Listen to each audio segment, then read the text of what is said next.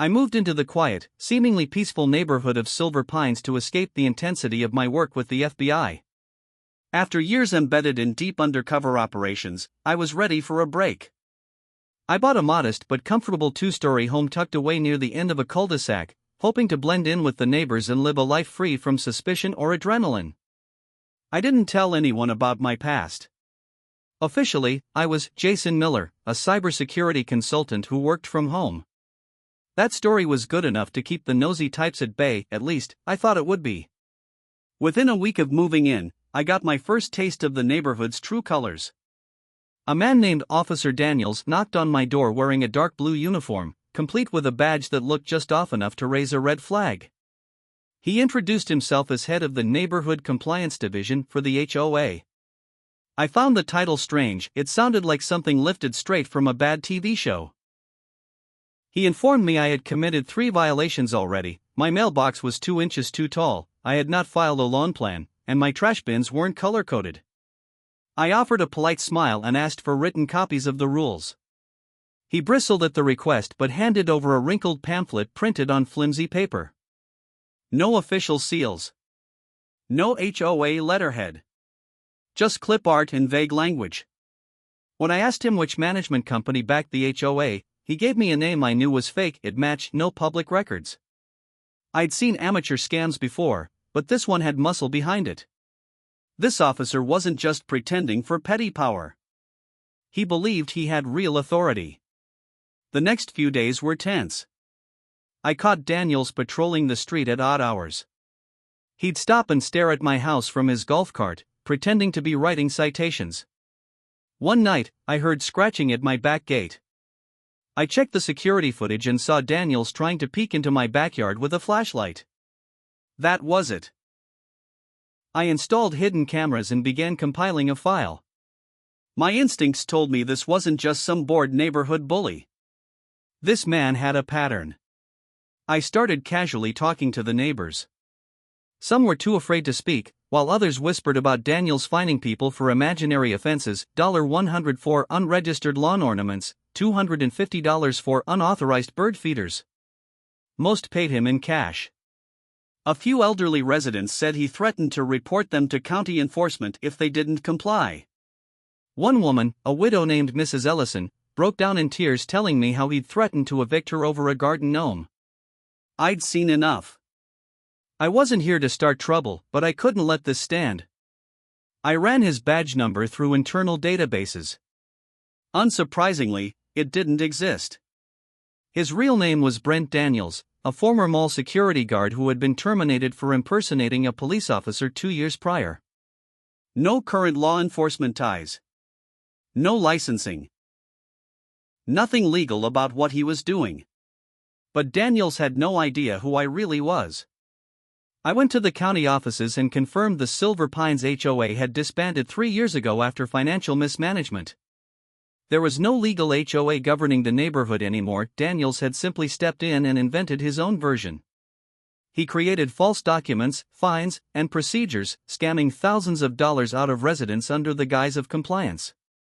It all came to a head one Tuesday morning. I was trimming the hedges when Daniels stormed onto my property, waving a paper and yelling that I was under arrest for multiple code violations. He wore sunglasses and a Bluetooth headset, trying hard to look official. I kept calm and asked what law enforcement agency he was representing. He claimed to be part of a special HOA enforcement task force authorized by the county. Laughable. Then he pulled out a pair of handcuffs. That was his mistake. I dropped the hedge trimmer and stood tall. "You're attempting to detain me?" I asked calmly. He nodded, smug. "You've left me no choice, sir. You've been warned." I pulled out my wallet and flipped it open, revealing my federal badge. Special Agent Jason Whitmore, FBI. You just attempted to detain a federal officer under false authority. You're under arrest. His face paled instantly. The fake bravado vanished. Before he could run, I grabbed his wrist, disarmed him of the plastic cuffs, and radioed the local PD using my secure line. Within 10 minutes, a squad car arrived. Daniels was read his rights and placed into real cuffs, ironically, the only ones he'd ever feel legally. Neighbors gathered on their porches as he was led away, stunned into silence. Mrs. Ellison waved gently at me, her hands trembling. I told the police everything. My investigation, the fake citations, the threats. They were appalled. Apparently, Daniels had created a fake non-profit shell organization to justify his compliance patrols, giving himself the title of chief officer. He had over $50,000 in unreported cash stored in his home, along with files on nearly every resident, names, habits, even garage codes. It was deeper than anyone thought. But I wasn't finished yet. I'd blown my cover, but I knew there was more behind this scam. Daniels had help. Someone was feeding him information. Someone inside. And I was going to find out who. Daniels' arrest sent shockwaves through the neighborhood, but to my trained eyes, something didn't add up. The depth of the operation, his files, the timing of his patrols, the personal data he had, was far too sophisticated for a former mall cop operating alone. The man wasn't smart enough to pull this off by himself. Someone was feeding him information. Someone with access. 2 days after the arrest, I returned to my home office, no longer hiding my true identity, and requested a warrant to search Daniels' home and bank accounts more thoroughly. What we found confirmed my suspicion. Tucked into a file folder marked HOA Partners was a list of names, addresses, and what looked like payment logs, numbers scribbled next to each resident's name, dates, some marked OK, others marked pending or threatened. At the bottom of the list was a name that made my jaw tighten, Linda Carrington. Linda had been the self-proclaimed acting president of the HOA since the original organization had disbanded 3 years ago. She walked around like a queen, clipping rose bushes that weren't hers and issuing friendly warnings to residents who didn't keep up with her outdated rulebook. The neighbors just let her be, figured she was annoying but harmless. But I now suspected she was the brains behind Daniels' operation. I cross-checked bank transfers. Linda had quietly moved $12,500 into Daniels' account over the past year using a third-party money transfer app, disguised as landscaping reimbursement. More suspiciously, she had been the one pushing residents to voluntarily comply with the fake HOA rules and had once circulated a petition to reinstate Daniels after someone complained.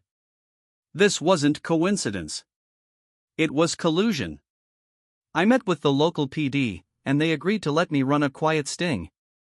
Daniels, after realizing the severity of the charges and that he'd likely spend serious time in federal prison, agreed to cooperate. He admitted Linda had come to him after his firing and pitched the idea of an independent HOA force. She gave him a badge, a script, and a share of the money if he played his part. She played the residents with fake grace and friendly intimidation, while he played the enforcer. It was a classic good cop/bad cop racket, but aimed at innocent retirees and families. We set up surveillance on Linda's home. Sure enough, within 2 days of Daniels' arrest, she was making calls, checking in on the situation, making sure files were secure, and warning someone named Barry to lay low. That's all I needed to hear. I posed as a curious new neighbor named Mr. Connors who wanted to learn more about the HOA structure. I called Linda, asking for a compliance orientation. She bit immediately and invited me to her home.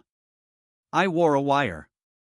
Her home was lavish, suspiciously so, for a retired teacher. Artwork lined the walls, and her garden out front was freshly redone by a landscaping crew I recognized from Daniels' ledger. She welcomed me with a wide smile and poured sweet tea like she was the grandmother from a Disney movie. Then she got right to business. Well, Mr. Connors, she began sweetly, Silver Pines may not have a formal HOA anymore, but we do have standards. Officer Daniels was helping us with enforcement before, well, this whole situation. I played dumb. What happened to him? She frowned. Some neighbors misunderstood his authority. He was doing good work, keeping the neighborhood tidy. There's always a price for order.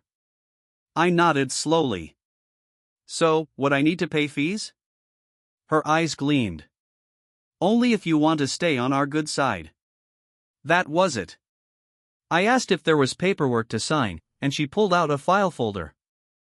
Inside were forged HOA documents, phony bylaws, and a new resident compliance form asking for full name, phone number, and a signature. I signed with a fake name and excused myself. As soon as I got into my car, I signaled my team. 2 hours later, Linda Carrington was in handcuffs. We executed a search warrant on her home and found more forged paperwork, ledgers, and a hard drive containing video footage of Daniel's patrols, along with audio files of her coaching him through responses. She even had a folder labeled Escalation Protocols, which included fabricated legal threats and fake court letters she planned to use for future targets. The full scam had netted over $85,000 in unreported income over 2 years. But the part that infuriated me most was the emotional damage. I interviewed half a dozen residents who had paid fines they couldn't afford, all because they were too afraid to be evicted or shamed.